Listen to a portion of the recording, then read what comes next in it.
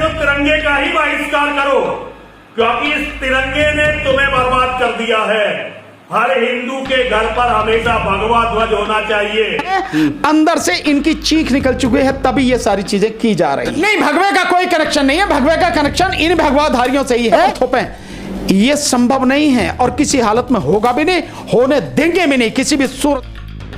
नमस्कार, आप देख रहे हैं लाइव टीवी इंडिया और मैं आपके साथ जुनैद अंसारी। और बात करेंगे जो आज़ादी का 75 महोत्सव मनाया जा रहा है, हर घर तिरंगा की बात हो रही है। साथ हैं सुप्रीम कोर्ट के सीनियर वकील भानु प्रताप जी। सर, पहले तो बहुत बहुत स्वागत है आपका।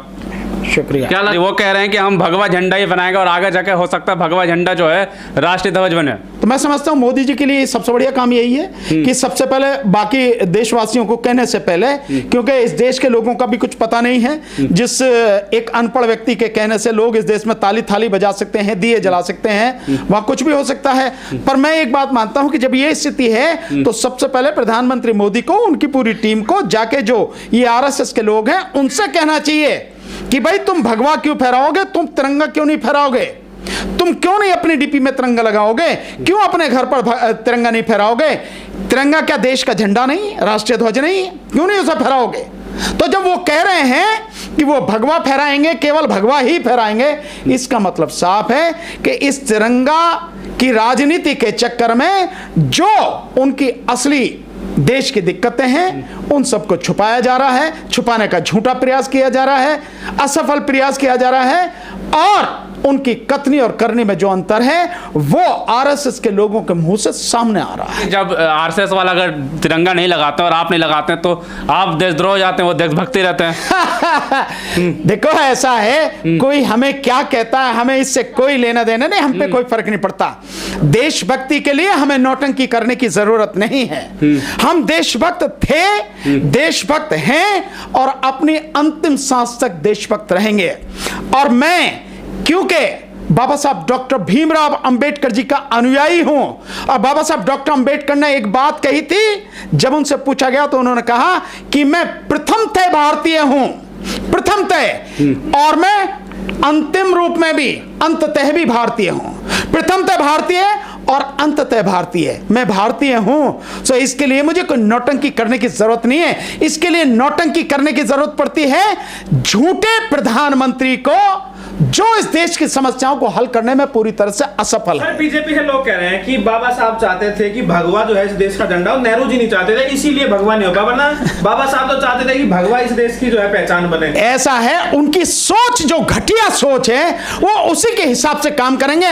और क्योंकि बाबा साहब का साहित्य, बाबा साहब की विचारधारा ही इनकी जो मानसिकता है, ये यूं कहो इनकी मनुस्मृति जो है उसको खत्म करने में, उसको टक्कर देने में सक्षम है, इसलिए बाबा साहब का बार बार उदाहरण देते हैं। आपको ध्यान होगा जिस समय अनुच्छेद 370 को हटाया गया था उस समय भी बाबा साहब का रेफरेंस दिया गया था, लेकिन यह नहीं बताया गया कि बाबा साहब ने किस रेफरेंस में और कहां अनुच्छेद 370 के विषय में बात कही गई थी। और जब और बताता हूं, जिस समय इन्होंने जो है नोटबंदी करी और जब चारों तरफ से थू-थू होने लगी, तब मोदी ने कहा था कि मैं तो बाबा साहब के जो बताए रास्ते पर चल रहा हूं। नोटबंदी के विषय में जो कहा गया है वो भी तब, और तब यह बताया गया कि बाबा साहब ने वो बात कहां कही गई थी, किस संदर्भ में कही गई थी, किन परिस्थितियों में वो सारी चीजें की जाएं। तो ये नौटंकी है, जब इन्हें कहीं नहीं आता तब ये शरण में जाते हैं, तब ये शरण में जाते हैं बाबा साहब की कि भैया अब तो बाबा साहब ही बचाएंगे और कोई दूसरा बचाने वाला है नहीं। क्या कनेक्शन है जो वो कह रहे हैं कि बाबा साहब चाहते थे? नहीं, भगवे का कोई कनेक्शन नहीं है। भगवे का कनेक्शन इन भगवाधारियों से ही है, इस देश की जनता से उसका कोई कनेक्शन नहीं है। वो एक धर्म का अपना झंडा है और इस देश में, देश के संविधान, क्या बाबा साहब चाहते थे? नहीं, बाबा साहब कभी नहीं चाहते थे। ये झूठ है और इससे बड़ा झूठ कभी हो नहीं सकता और झूठ को बर्दाश्त नहीं किया जाएगा। और ये जो धर्म का झंडा है, ये भगवा, ये झंडा हर किसी को अपने धर्म का पालन करने का अधिकार बाबा साहब द्वारा लिखित संविधान ने दिया है। आप पालन करो, अपने धार्मिक स्थानों पर फहराओ, आप अपने घर पर चाहते हो फहराओ, कौन मना कर रहा? कोई भी मना नहीं कर रहा। आप जिस धर्म को चाहते हो उस धर्म का प्रचार प्रसार जो करना है, देश के संविधान ने आपको यह आजादी दी है, मूलभूत अधिकारों में आपको यह अधिकार मिला गया है। लेकिन आप इसको किसी पर दूसरे पर थोपें, ये संभव नहीं है और किसी हालत में होगा भी नहीं, होने देंगे भी नहीं, किसी भी सूरत में नहीं होने देंगे। प्रधानमंत्री का वो सपना पूरा हो गया कि हर घर पक्का घर हो गया क्या पूरे भारत में? नहीं, तुम ही बताओ भाई, तुम तो पत्रकार हो, तुम तो सड़क पर रहते हो भाई, फील्ड में रहते हो। दिखाओ इस दुनिया को, भारत के लोगों को दिखाओ कि इतने सारे घर, देखो ये रहा, ये फोटो यहाँ की, ये फोटो यहाँ की, ये फोटो यहाँ की, जिले वाइज दिखाओ, मंडल वाइज दिखाओ, प्रदेश वाइज दिखाओ, गांव वाइज दिखाओ, शहर वाइज दिखाओ, मोहल्ले वाइज दिखाओ दुनिया को कि प्रधानमंत्री ने बना दे। प्रधानमंत्री तो दिखाएंगे नहीं, क्योंकि झूठ बोलने के अलावा दूसरा तो कोई काम है नहीं उन पे, सो वो तो दिखाएंगे नहीं, क्योंकि है नहीं, बने नहीं है। जिस तरह से उसके नाम पर, शौचालय के नाम पर गड्ढे थे, जो आदरणीय श्री पुण्य प्रसून वाजपेयी जी ने सबको दिखाया कि गड्ढे कैसे खुदे, 6 सेकंड में एक गड्ढा खुद गया। बिहार में जब गए थे, इतने लाख जो उनकी बात की गई थी शौचालय बनाने, तो उनका तो काम यही है, वो तो उस तरह से दिखाएंगे। पर आप दिखाओ, वो नहीं है। अगर होते तो आप मेरे से सवाल नहीं कहते, आप मुझे कहते कि नहीं आप जो है झूठ बोल रहे हैं। देखिए हम आपको दिखाते हैं, यहां पर प्रधानमंत्री ने इतने लाख, इतने करोड़ घर बना दिए और अब देश में हर किसी के पास पूरे नहीं होंगे प्रधानमंत्री का वादे तो कभी पूरे होंगे ही नहीं। वो एक शेर नहीं, वादे के ऊपर बहुत बढ़िया गालिब साहब का शेर है कि तेरे वादे पे जिए हम तो ये जान छूट जाना, तेरे वादे पे जिए हम तो ये जान छूट जाना, कि खुशी से मर न जाते अगर एतबार होता। तो एतबार है ही नहीं, प्रधानमंत्री पर एतबार कभी नहीं।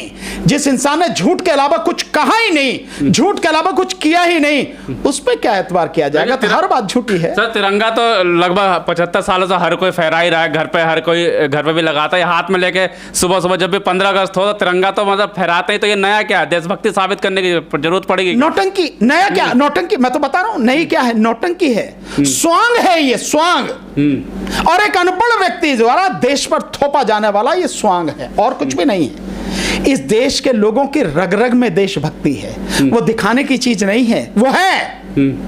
इस देश के लोग वाकई में देशभक्त हैं कि इस देश के झूठे और अनपढ़ प्रधानमंत्री का सम्मान अभी तक कर रहे नहीं, तब तक उखाड़ के फेंक देते हैं। और उखाड़ के फेंकना पड़ेगा, आज नहीं तो आने वाले समय में। एक तरफ महंगाई के मार, जीएसटी के मार, हाँ, तो अब आप इसी से लगे। और तिरंगा का भी बड़ा मजेदार है कि उस तिरंगे के लिए 500 करोड़ रुपए खर्च किए जा रहे हैं, और वो तिरंगा, उसके लिए नियम भी बदल दिए गए। तिरंगा केवल खादी का हो सकता था, लेकिन अब वो तिरंगा पॉलिएस्टर का भी हो सकता है। और सुनने में ये आ रहा है कि जो पॉलिएस्टर का है वो किया किस लिए गया है? रिलायंस को फायदा पहुंचाने के लिए। रिलायंस को फायदा पहुंचाने के लिए, हाँ। और इसके अलावा वो तिरंगा जो है बाहर से आयात भी किया जा रहा। अब मतलब एक बड़ी मजेदार बात है, झंडा हमारे देश का, झंडा हमारे देश का, और वो वहां से रिलायंस या अडानी दोनों में से किसी के फायदे के लिए है, ये जा रहे हैं दोनों इन्हीं के फायदे के लिए।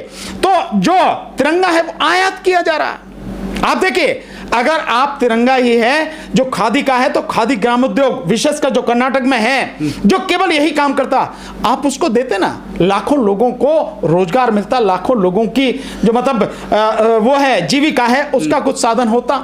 लेकिन आप उसको नहीं दिया, पॉलिएस्टर कर दिया। एक चीज और मैं आपको बताना चाहता हूं, दूसरा, ये जो कहानी है इसमें जिन उनको दिया गया है, जिन कंपनियों को, उस कंपनियों में अधिकतर कंपनी बताई जा रही हैं वहां की हैं, जो आपके गुजरात की हैं। जो शुरू की 11 कंपनियां थी, उसमें कई कंपनियां गुजरात की, विशेषकर सूरत की वो कंपनियां, आप उनको दे रहे हैं। दूसरी बात, अभी एक तिरंगे के नाम पर जबरदस्ती लोगों से पैसे उनकी तनख्वाह से काटे जा रहे हैं, ऐसा भी सुनने में आ रहा है। और अभी उत्तर प्रदेश का यह है कि 25 रुपए का झंडा, जो झंडा 18-19 रुपए का है बन के, उससे 25 रुपए लिए जा रहे हैं। और अभी मैं सुबह देख रहा था 4 PM के जो वो है साथी संजय शर्मा जी, उन्होंने बाकायदा बताया है कि उस तिरंगे के लिए बाकायदा राशन वगैरह की दुकानें हैं, जो भी राशन लेने जाता है, गेहूं और चीनी लेना, उसको कहा जाता है 5 झंडे खरीद।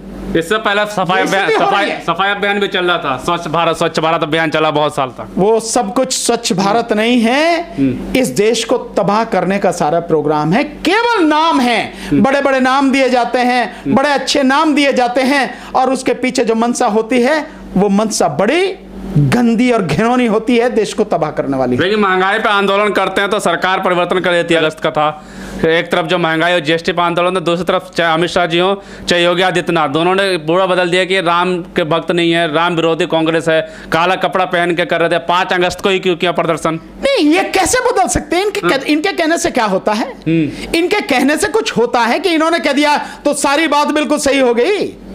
इनके कहने से कुछ नहीं होता। ये अपनी जो है खीज मिठाते हैं और कुछ भी नहीं है। जो आंदोलन महंगाई के मुद्दे पर, बेरोजगारी के मुद्दे पर कल कांग्रेस ने किया है, निश्चित रूप से ऐसे आंदोलन होना चाहिए और सफल आंदोलन है वो। बढ़िया आंदोलन किया उन्होंने, बधाई उनको, पूरी कांग्रेस को बधाई और देशवासियों को भी बधाई। ऐसे आंदोलन होने चाहिए, बढ़ने चाहिए लगातार। बाकी विपक्ष को भी उनका साथ देना चाहिए और ये आंदोलन, मुझे विश्वास है आगे आने वाले समय में असर तो कम कर दिया ना, एक हिंदू मुस्लिम में लाकर खड़ा कर दिया, राम विरोधी कह दिया उनको। नहीं, आप सोच रहे हो कि असर कम कर दिया, उसका असर पूरा जबरदस्त तरीके से हुआ है। अंदर से इनकी चीख निकल चुकी है, तभी ये सारी चीजें की जा रही हैं। समझे ना जी? सो इनके कहने से कुछ नहीं होता। बेशक इनके पास गोदी मीडिया है, लेकिन कल का आंदोलन कांग्रेस का सफल आंदोलन लगता है। सर, हर घर तिरंगा, क्या कहेंगे इस बारे में? नहीं, हर घर तिरंगा ये जो सरकार द्वारा अभियान चलाया गया है, इस देश की जो मूलभूत समस्याएं हैं, वो बेरोजगारी की हो, वो शिक्षा की हो, वो स्वास्थ्य की हो, वो किसानों की हो, वो मजदूरों की हो, वो महिलाओं की हो, वो पेंशन वालों की हो जो पुरानी पेंशन के लिए लड़ रहे हैं, वो OROP वाली हो, मतलब इन सारी जो मुख्य समस्याएं हैं, इन सबको एक तरफ करके ये समस्याएं सरकार के सामने लोग रख ना सके, इस झूठी देशभक्ति के रूप में उन सबको दबाने की कोशिश है और कुछ नहीं। चीज और मैं यहां कहना चाहूंगा, मैं भूल गया लेकिन बताना चाहूंगा, जो 500 करोड़ रुपए इस घर घर तिरंगा अभियान पर खर्च किए जा रहे हैं, आप अगर इसको कैलकुलेट कर रहे हैं, मैंने बताया है पहले भी, इन 500 करोड़ में जो अग्निपथ योजना चलाई जा रही है, अगर इसी के हिसाब से तनख्वाह दी जाए, वेतन दिया जाए, तो 20,000 सैनिकों को 1 साल तक तनख्वाह दी जा सकती है इसी 500 करोड़ में, जिस पैसे को इस नौटंकी में उड़ाने की बात हो रही है। उड़ाया जा रहा, बात क्या हो रही है? उड़ाया जा रहा। बिल्कुल साफ तौर पर आपने सुना कि अगर जितना पैसा इस पर खर्च किया जाता है तो 1 साल तक जो अग्निवीरों की सैलरी दी जा सकती है। कैसे लगी ये खबर आपको जरूर हमें बताएं और ऐसे खबरों के लिए हमारे साथ बने रहे। धन्यवाद।